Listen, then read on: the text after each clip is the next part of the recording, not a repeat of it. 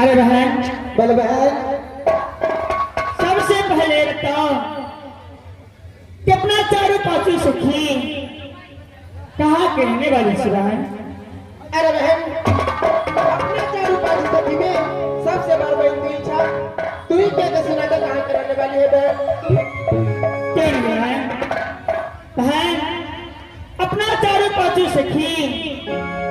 मृत भवन के रहने वाली है। क्यों बहन? जब चारों पांचों सखी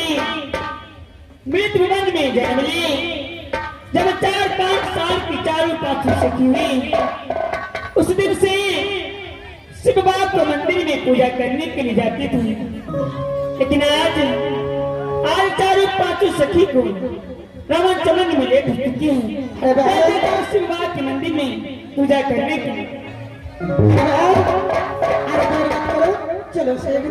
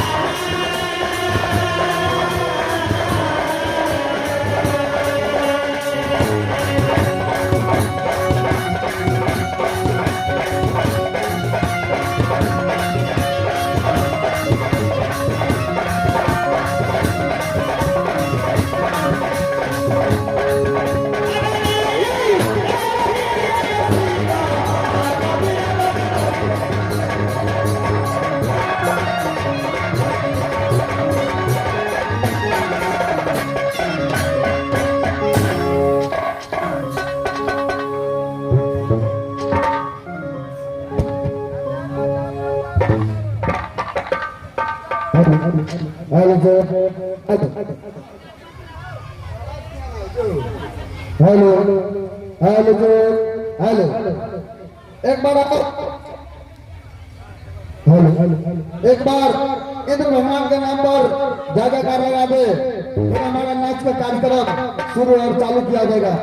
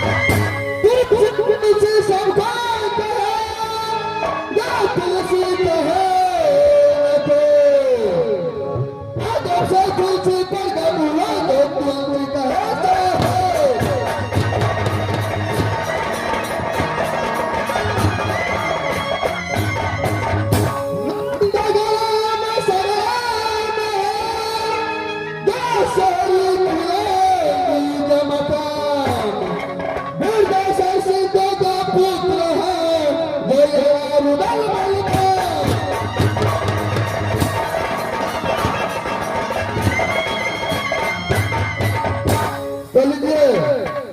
आज का खेल रखा गया है जामा भगवत विनोद युवक नाच कला परिषद ग्राम प्रधान की ओर से और मेरे कंपनी श्री श्री 108 देवेंद्र प्रसाद जी के द्वारा जो खेल है पलमा बलिदान उर्फ इंद्रजीत तलाश। ठीक है, आप सब खेल को ध्यान दीजिए। एक बार जोर से जयकार लगा दे।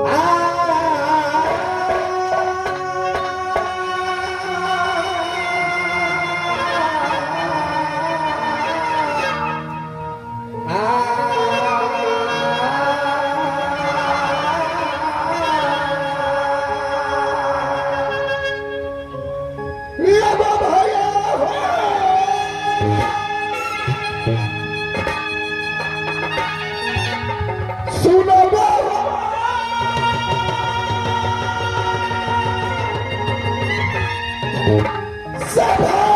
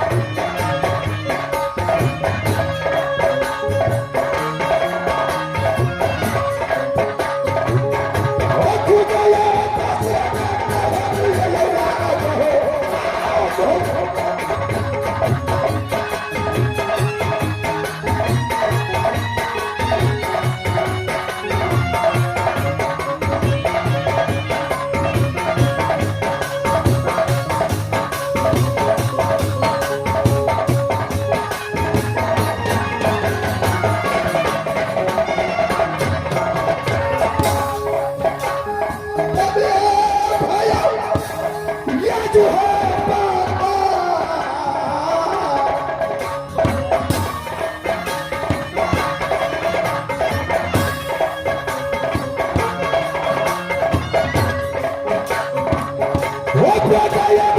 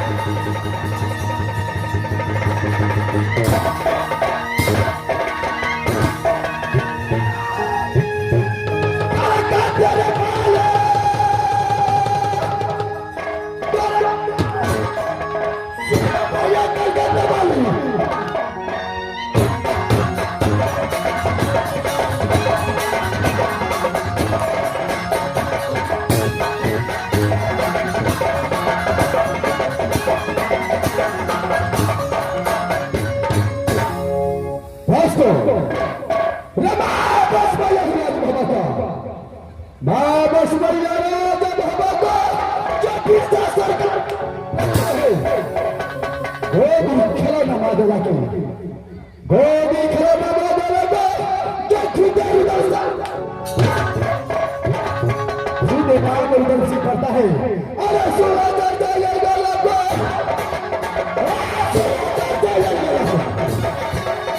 अरे छोड़ बदला तो सीधे बैठा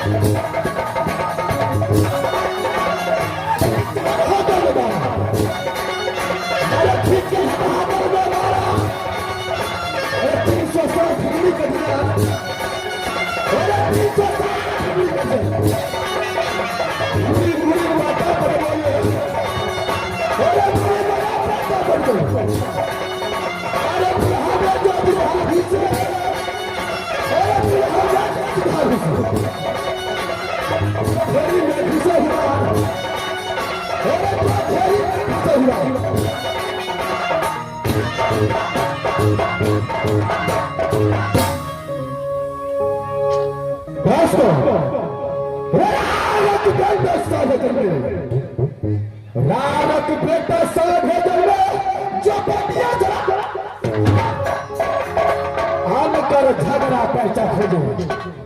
रैया न कर झगड़ा पैसा खोजो जिस दिनों से जैसे दिनों से गंगा पास कर दो सुतरा कहा तो तेज निभावे ब्रह्मज्ञान पंडित को साथ जिस दिन से दोस्ती के हो उस दिनों से न जाने कितनों की लूट कर खड़े लेकिन आज अगर मेरा देश मेरे साथ रहता तो किसी की लेकिन मेरा देश एक हफ्ते को छुट्टी लेकर के राज अपील गया है लेकिन एक हफ्ते का मतलब है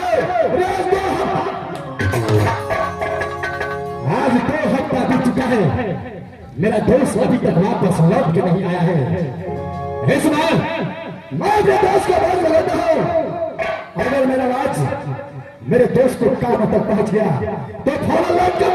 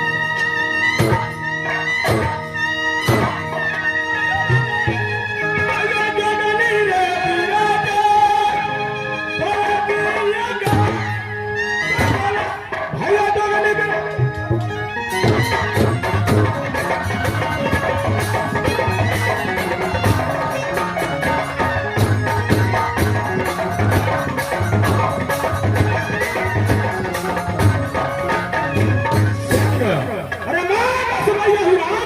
को भीख मधा के बेटा कहे गोरी घेरा राहुलानी शकुंतला को खुद देवा पांडे कहना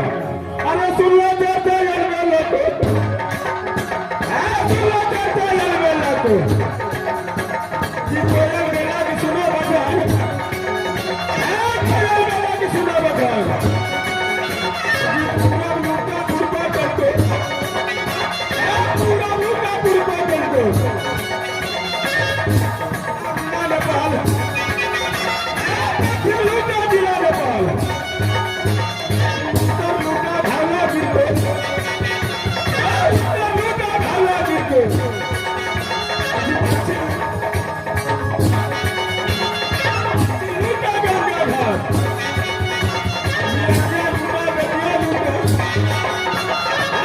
लूटा बतिया लूटा छोटा बांका है दे बांके दिया गिरा खेले बेटा भी खा जाते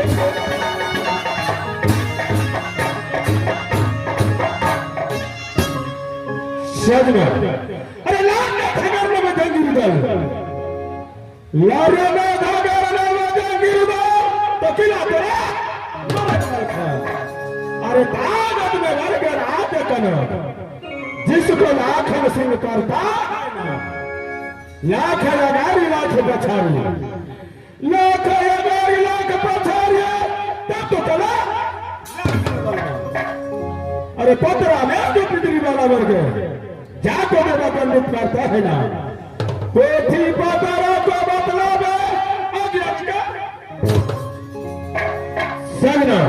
एक समय की बात है गंगा जी ने पास करके दोस्ती किया वही मोहब्बत लाल और नसीब के साथ न सुबह बुलाता है न शाम को बुलाता है इस अभी रात में देर मैं चल करके देखता हूं मेरे दोस्त को कौन ऐसा मुसीबत कर दे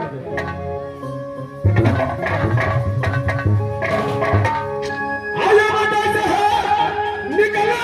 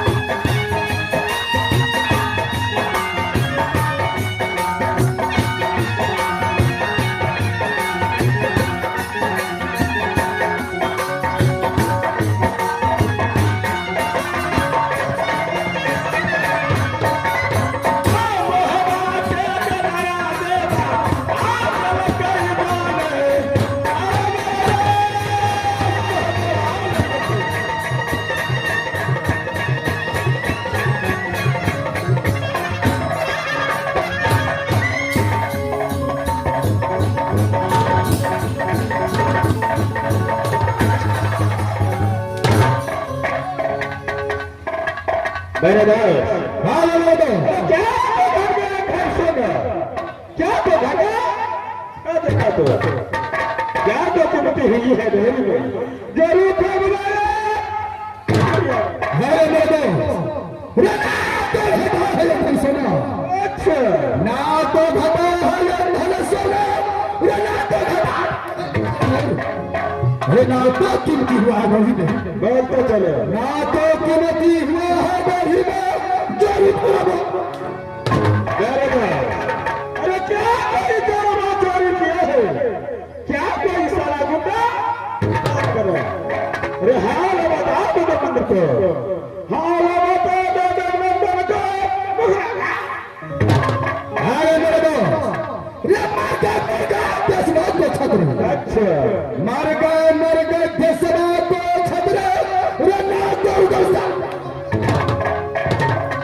मैया बाघी जन्मी अच्छा कि न की मैया बाघी जन्मे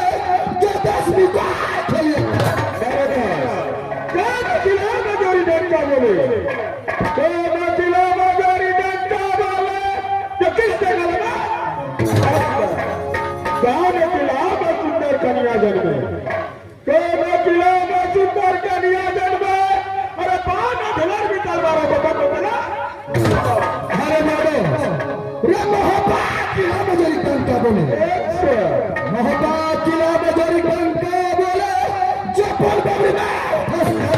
बोलते चलो नायना किला में सुंदर कन्या जन्मी नायना किला में सुंदर कन्या जन्मे जो 5,000 भी तलवारों का न सुबह बुलाता है न शाम को बुलाता है इसे भी रात में बुलाने का दास ऐसा भी रात में बुलाने का कारण है क्या कारण है कारण यही है क्या वे 6 महीना से बैठे बैठे अच्छा 6 महीना से बैठे बैठे वे जाग पा ये जाग बहबा करा पर के बोलते चलो जो कहीं से न ठगराता है अच्छा जो कहीं से न ठगराता है जो पिता था बस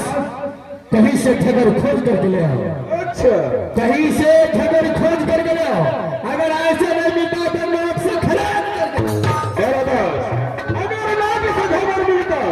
तो इस महफिल में कितने बाबू भैया बैठा है मैं क्या बताओ नाक से खबर नहीं मिलता है नहीं बोलो तो खबर कैसे मिलता है अरे धोखा कर लिए जब तक जबरदस्ती अगर नहीं करोगे कबाब फेंका क्या मेरा दोस्त? अरे खबर के लिए जब तक रकार नहीं करेंगे क्या है तब तक खबर नहीं मिलेगा नहीं करेगा बस अरे इस समय थोड़ा सा दुनिया पत्रा को उच्चारण करो अच्छा देखो इस पत्रा में किस किला का नाम खुलता है जैसे किला का नाम खुल गया उस किला को सकना ठीक है मर्द इस वक्त मैं अपने सगुनिया खोल करके देखता हूँ